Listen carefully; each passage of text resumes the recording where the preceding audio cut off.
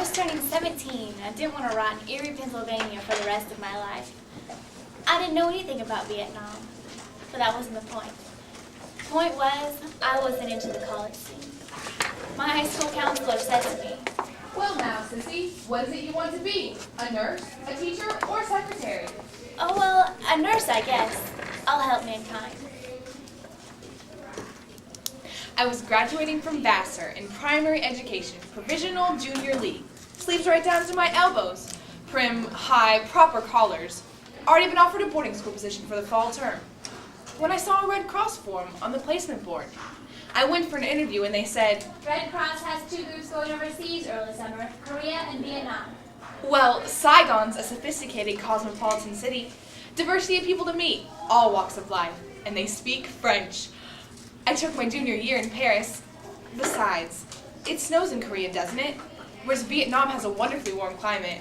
I went home for the weekend to tell my parents. The horrors of war are unimaginable for me. For the nurses of Vietnam, they are reality. In A Piece of My Heart by Shirley Rorel. They put us on an airplane in little powder blue Red Cross uniforms, Dixie cup hats, stockings, and heels. And then, for the first time as we board, they actually announce where they're taking us. Destination Ben Hoa. And off we go. There's just a few women on my plane and over 200 men, and everybody's trying to be sweet. Then, on my plane, everything just quiets down. Nobody talks. Nobody says a word. Everybody has their noses to the window. Vietnam. Coming in over the coast. Green, my God, so green. How can there be a war way down there? Look how beautiful it is. Look there! Pop some smoke! We're being fired on! Fired on! I haven't done anything to them! I'm just a nurse. I'm just a nurse. We come down hard. The door's open. A wave of such heat, such stench hits me. I don't want to go out, but somebody pulls me out. Everyone's shouting orders to everyone else. Attention, all new nurses report to North area at once to volunteer for where you want to serve. Just send me where I'm needed most. Nurse, as you can see, has divided orthopedic surgery and intensive care, and then we have a pre-op, x-ray, post-op recovery in the offices.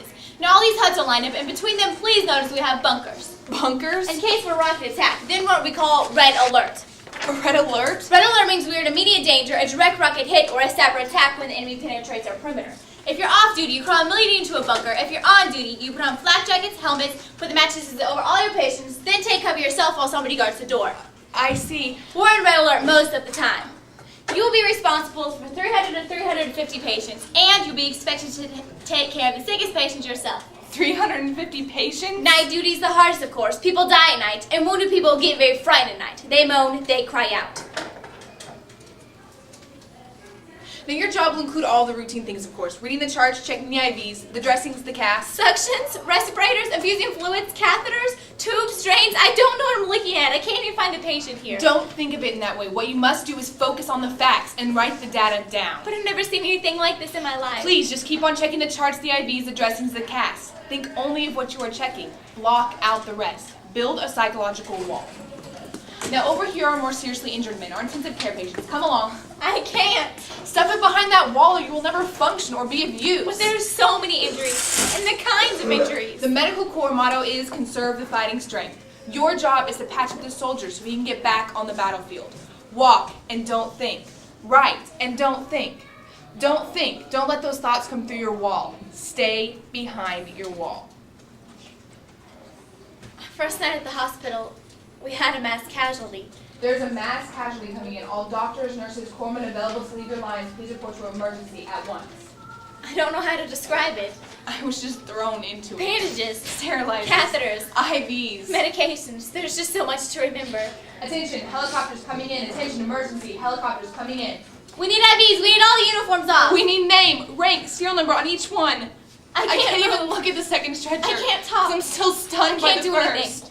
Here, nurse, take care of this patient. He's very bad. Hold his head. And I look at this patient, and half the soldier's face is gone. It's okay, I'm here. His name is Jimmy, and he's wide awake. It's okay, Jimmy, you're not alone. I'm here. Cut off his clothes. Take off his boots. So I do, and his foot is in his boot. His foot is still in his boot. Oh, God. Draw force to the blood, type cross him, get over to the lab, move, move! He tells me not to go. He screams, stay, don't go. I tell him, it's just across the hall. I have an order to go. He screams, no. Cover him, move on, move on!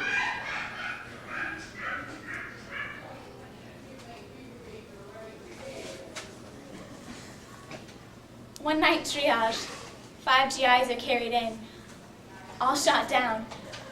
And I'm the circulating nurse, and so I go into triage that night to help. And we're all working like crazy. We lose all 5 GIs. And I'm left with them alone. All the corpses stacked up like cordwood in a little tiny room with me. And then the door burst open. And in comes the POW that shot those 5 GIs. And I look at him. He shot those 5 GIs? Him? Take care of him. He's badly hurt. I can't take care of him. Him? Nurse! Get somebody else. There is no one else. I won't do it. That is a direct order. I can't do it. Just do it.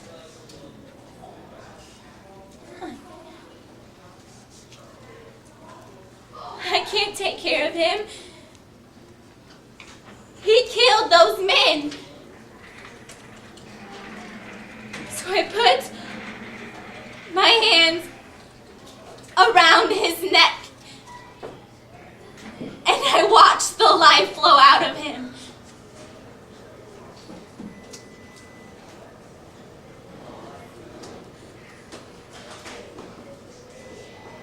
Then the call came. All staff report to hospital immediately. I repeat, all staff report to physicians at once. Patients start coming in one after the other. I've never seen so many patients in my life. Here's a sheet of paper. Make a list. Worst ones at the top. But they're coming in so fast. I keep scratching out names. Start using numbers instead. Attention, sapper attack on North Quarter Air Base. Attention, sapper attack. The enemy is penetrating our perimeter. Be alert. Chunks of flesh, blood all over the walls, screaming, yelling in the smell of burning flesh. My patients, wounded again, killed in their hospital beds. I see patients lying on the floor with blood coming out of them. And then I see the water running down the hall and mixing with the blood.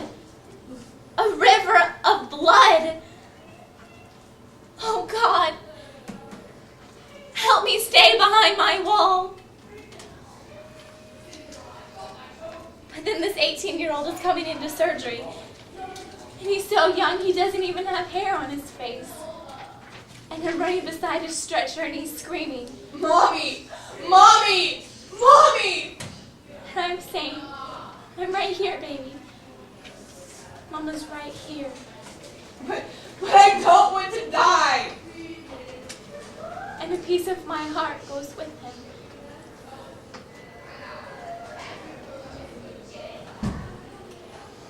A piece of my heart goes with each of them.